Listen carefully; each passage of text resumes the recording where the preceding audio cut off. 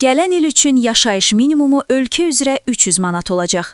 Oxu24.com-un məlumatına görə, bu, Prezident İlham Əliyevin təsdiqlədiyi Azərbaycan Respublikasında 2026-cı il üçün yaşayış minimumu haqqında qanunda əksini tapıb. Beləliklə, gələn il üçün yaşayış minimumu 15 manat artırılıb. Yaşayış minimumu 2026-cı ildə əmək qabiliyyətli əhali üçün 317 manat, pensiyaçılar üçün 245 manat, uşaqlar üçün 260 manat məbləğində müəyyən olunacaq. Müzakirələrdən sonra layihə səsverməyə çıxarılaraq 3-cü oxunuşda qəbul olunub. Kommunal xərclərin artımı fonunda sosial həssas qruplar üçün tətbiq olunan limitlərin ləğvi məsələsi yenidən gündəmə gəlib.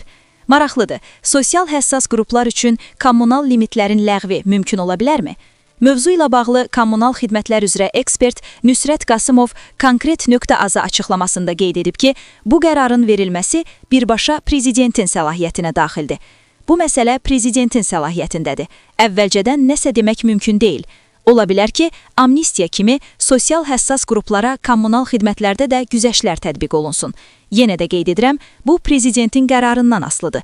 Ola da, olmaya da bilər.